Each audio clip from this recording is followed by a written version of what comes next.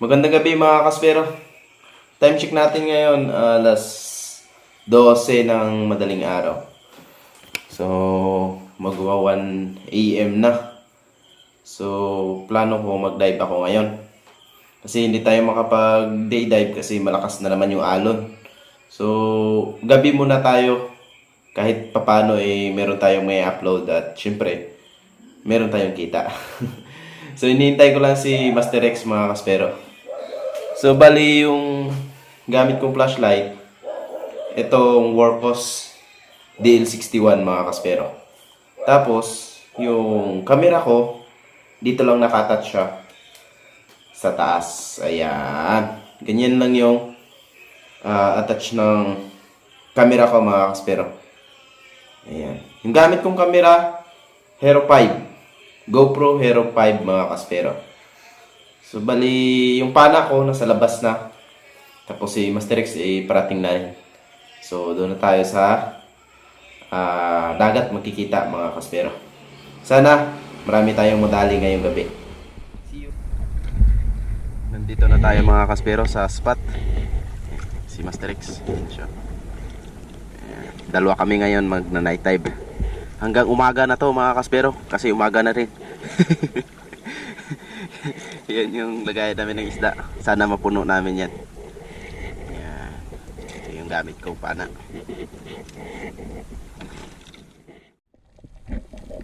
Alright mga kaspero. Itong first drop natin. Pagkalusong natin, ito agad yung bumungad sa atin. Yung lalim nito, nasa 6 hanggang 7 mga kaspero. Ayan, kaya medyo matagal tayo makarating sa ilalim. Gawa ng unang sisid pa lang. At ito yung nakita natin mga kaspero, isang porcupine o mas kilalang karatungan. Ayan. Bali hindi natin hinuli ito mga kaspero kasi medyo maliit pa. Pero mabenta na yan pag ganyang kalaki mga kaspero. Kaya yung next sisid natin, ayun, meron tayong nakitang isang mas malaki mga kaspero. Ayan, bali 2.5 kilos yan na porcupine fish. Masarap kasi itong gataan mga kaspero. Paborito yan dito ng mga local dito sa Boracay mga kaspero. Yan agad yung unang binili kasi masarap gataan. Lalo na pag may manghang. Kaya paborito ng mga tao yan dito sa Boracay mga kaspero.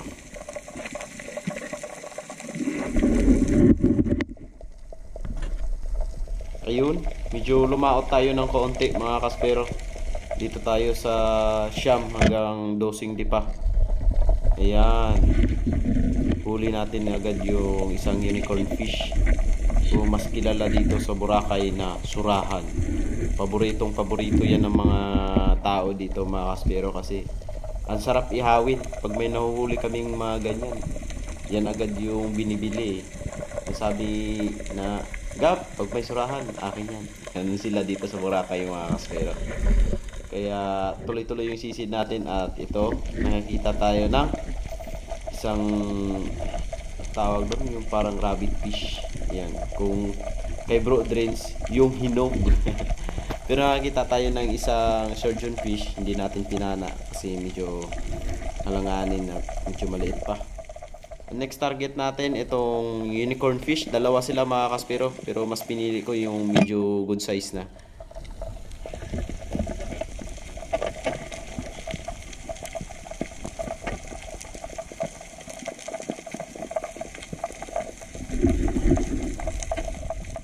Sa pagkakataong ito, ayan mga kaspero, nakakita ako ng isang long nose pero naka-steady lang siya kaya ayun, na headshot natin at hindi na nakalaban mga kaspero.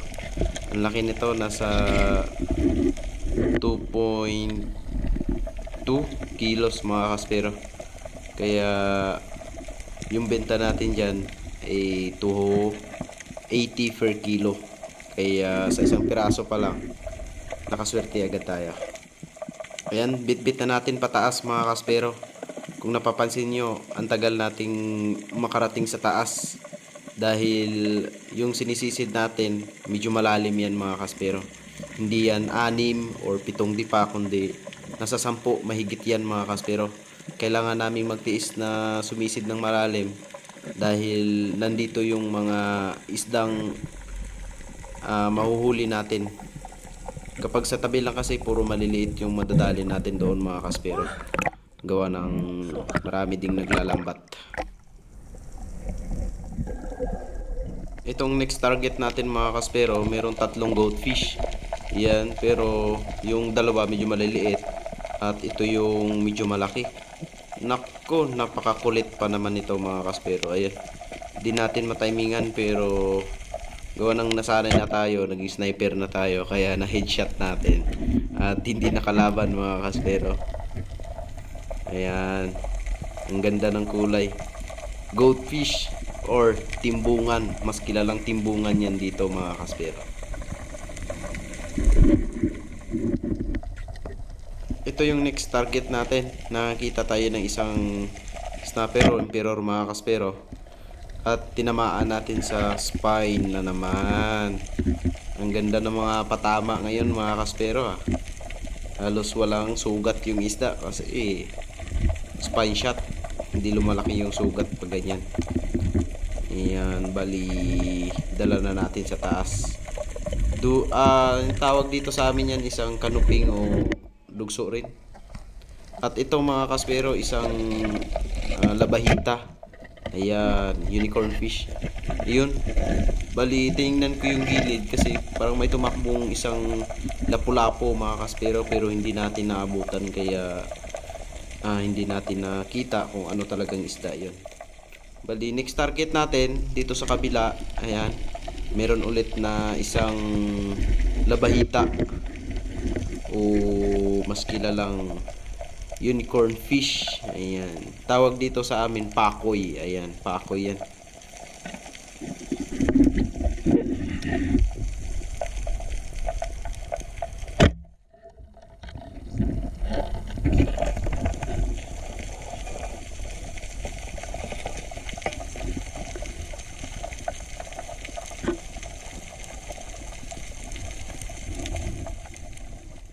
At ito mga kaspero, aahon na sana ako pero nung tiningnan ko yung maliit na bato, meron palang lapu-lapo. Ito yung tawag sa amin na banahan or mas kilalang lonar tail lapu-lapo. Lonar tail grouper. Ayan. Bali 350 to 400 yung kilo niyan pag maramihan mga kaspero. Pero pag pakunti lang, sinasabay ko na yan sa 280 na kilo or 300 ganyan. Mahal din kasi ito mga kaspero.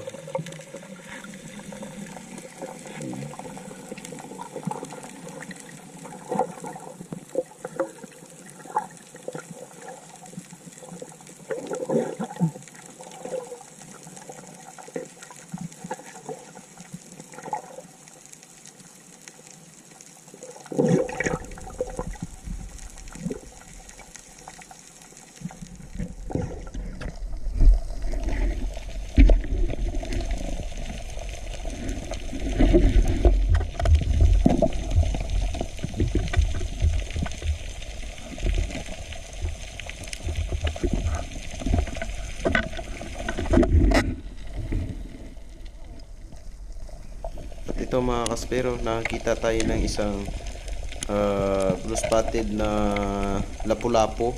Ayun, kung napapansin nyo, yung buntot lang. Kaya medyo mahirap panain kasi medyo malalim yung spot na to. Kaya mas tinarget ko itong surgeon fish. Ayan, medyo may sugat na rin siya, kaya pinana na rin natin ito.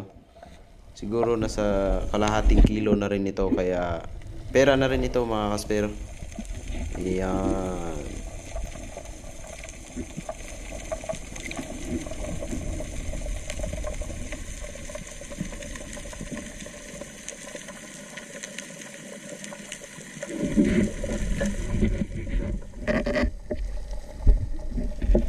Ayun, meron tayong nakitang rabbit fish ulit mga kaspero. Akala nyo isa lang pero ayan pala yung isa. Iyan sa gilid. Nung nilapitan ko, nagulat din ako, nandyan pala yung isa. Kaya ginawa ko, sinundot ko tong isa para tumabi sila at ido-double shot natin. Ayun, dali silang dalawa mga kaspero. Napakaswerte namin kapag makakapana kami ng double shot kasi sa lalim ng sinisisid namin, isa-isa lang yung nahuhuli namin lagi bago umahon. Kaya pag nakapana kami ng mga ganito, dalawa, ayan, masaya na yan sa pakiramdam kasi pam na.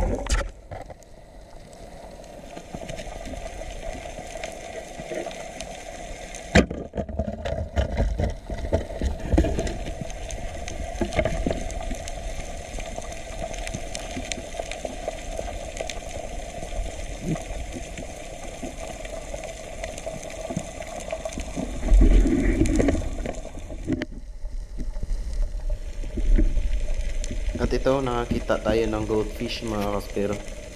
Mabait na tong goldfish na to, kaya tingnan natin kung saan tatamaan pa rin tong kuha na to. Ayun, napakagaling natin mag spine shot head shot lagi pag hindi magulo yung isda. Yan, siguro nasanay na rin tayo. Pero minsan naman meron pa rin tayong papalya-palyang hindi tatamaan mga kaspero. At sa pagkakataong ito, pagbalik ko, ayun, may isa pa palang goldfish doon sa kabila. Kaya mas malaki ito mga kaspero kaysa isang napana natin.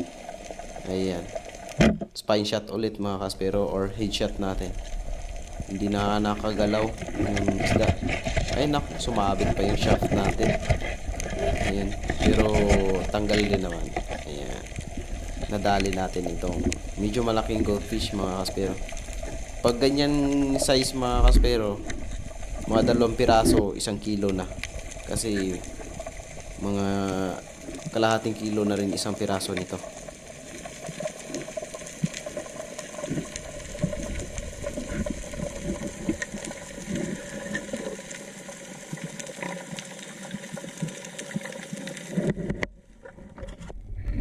At ito ang ating update sa huli mga kaspero, kasi baka malubat yung GoPro natin. Kaya binidyohan ko na para makita nyo kung ano yung mga napana kong una mga kaspero. Ayan, kung napapansin nyo, porcupine o karatungan, tapos sumunod yung unicorn fish, tapos yung long-nosed emperor, itong goldfish, then snapper, din yung labahita. Ayan, tapos lapu-lapu, yung 2 rabbit fish, and last yung goldfish ulit. Pero meron pa yan mga kaspero kasi tuloy-tuloy yung pamamana natin. Pinakita ko lang sa inyo yung mga nahuli natin. Bali, breakaway setup kasi yan mga kaspero, kaya kahit marami yung nahuli mo, dyan mo lang ilagay, walang problema. At ito, isang rabbit fish, meron pang unicorn doon sa kabila. Pero pipiliin natin yung magandang klase ng isda. Itong rabbit fish. Ayan, yung hinog. Ayan. Dali natin yan. Spine shot pa rin yan. Headshot.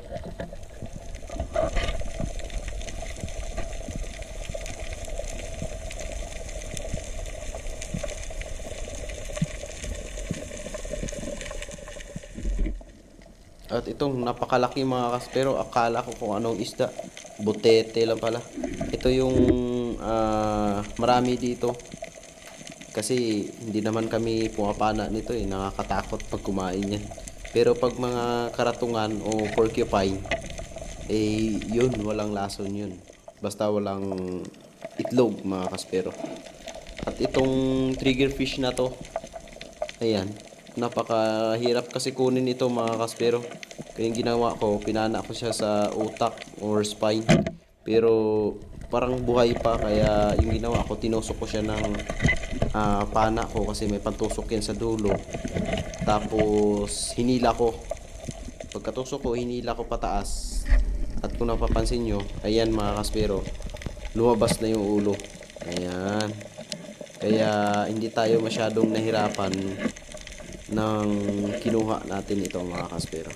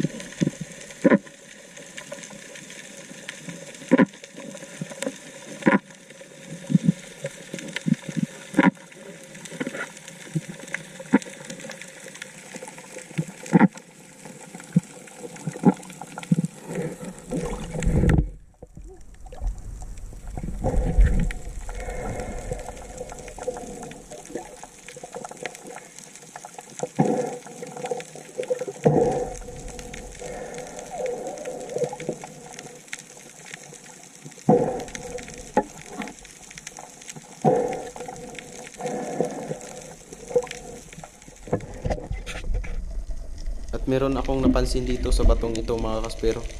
Ayan, isang muray eel mga kaspero. Napakasarap din itong gataan. Ayan kung napapansin nyo. Yun. Papanain ko na sana ito mga kaspero kasi binidyuhan ko muna bago panain. Ang problema, sa kakabidyo ko, parang natakot, pumasok sa loob. Kaya nahirapan akong palabasin siya ulit. Kaya yung ginawa ko, kumana ako ng isang goldfish. Tapos nilagay ko doon sa may butas para kainin niya. Pero kinain lang niya yung goldfish ko tapos bumalik sa loob. Kaya hinayaan ko na lang muna. Sabi ko mamaya ako na nang balikan. Tapos namana na lang ako ng ibang isda muna. Ito, isang goldfish mga kaspero. Huli siya. Yung isang goldfish na pinana ko, pinakain ko na doon sa muray eel na yun. Pero kinuha lang niya. Pero mamaya yari sa akin yun. Babalikan ko pa rin yun mga kaspero. At sa pagkakataong ito, ayan, binalikan ko na mga kaspero. Hindi ko tinutukan ng ilaw kasi papasok na naman siya mga kaspero. Kaya ayun, pinana ko na. Kung napapansin nyo, may isang tawag dyan, tingin nila. Pinana ko rin yan mga kaspero para ipakain. Pero hindi pa niya nakain, napana ko na siya. Ayan, nagkipaghilahan pa kami pataas mga kaspero. Ayan, paikot-ikot. Kung mapapansin nyo dyan, yung gloves ko natanggal pa eh. Kasi pumulukot sa shaft. Kaya tinanggal ko yung gloves ko para okay lang siya. Tapos sa tali na ako humawak. Malaki rin kasi ito mga kaspero, nasa 4 na kilo. Kaya pagdating ng bahay kanina, ginap-chop at ubos agad mga kaspero. Marami kasi bumibili nito pag ganyan kalaki. Kasi paborito din yan. Sarap din gataan. Tapos marami sili.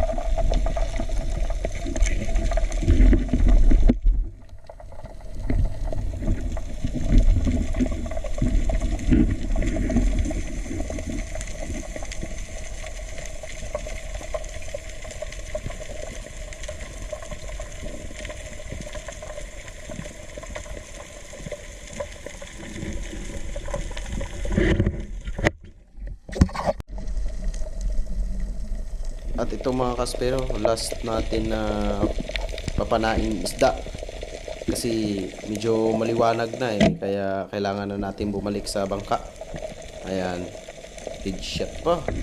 Isang rabbit fish. Ayan, yan na yung last na nahuli natin sa madaling araw natin pamamana. Yan, umaga na talaga mga kaspero. Ayan yung araw oh. Ito yung mga nadali ni Master X. Yan.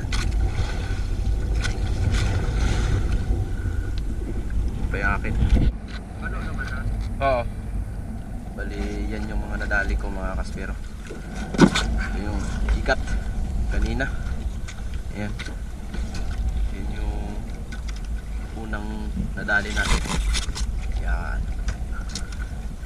Mabenta yan Yan agad yung inuunang binibili mga kaspero.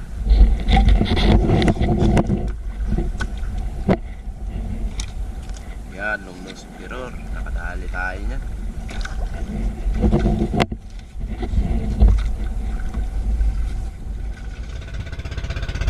Ayan, pauwi na kami.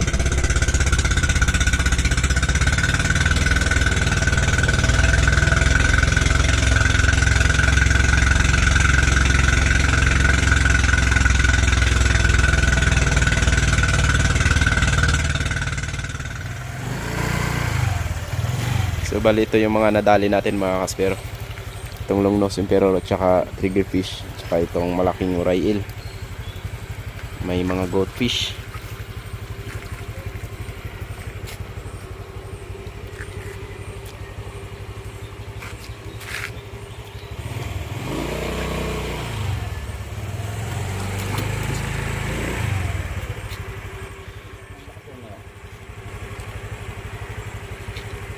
Kaya, bahal. Bila ko na lang. 160. Okay. 3 piraso na lang natitira mga kaspero. Yan. Ubus na yung iba. Ayun, wala nang laman. Yan. Pamukpok na lang. Ito yung pang ulam ni Master X. Yan. Yan, sold out na rin yun.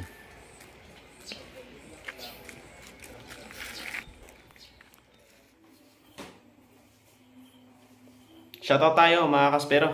Shoutout nga pala dyan sa Antique. Ayan, sa San Jose Antique. Yung mga spero natin dyan kay Romuel Banjola. Shoutout sa'yo bro. And then kay Roy Anthony. Tapos kay Sanyana. Shoutout sa'yo. And then kay BJ Pamularuko. Shoutout sa'yo. Kay Totoy Austria Adventure. Ayan, shoutout sa'yo bro. Kay Jomar Beltran, shout out bro, ingat lagi. And Maraat Spearfishing, ayan, mga spero natin yan na malulupit mga kaspero. Of course kay Kasalom TV. And then kay Mr. Jim's Vlog, shout out sa'yo bro. Kay Dennis De La Cruz and family from Naik, Cavite, ayan, shout out sa'yo. Kay Roy Tirariray, shout out sa'yo bro. Kay Dapitanon TV. Kay Rudy Dilaja, shout out sa'yo. And then kay Albert Paulino from New Ibahay, El Nido, Palawan, shout out sa'yo bro.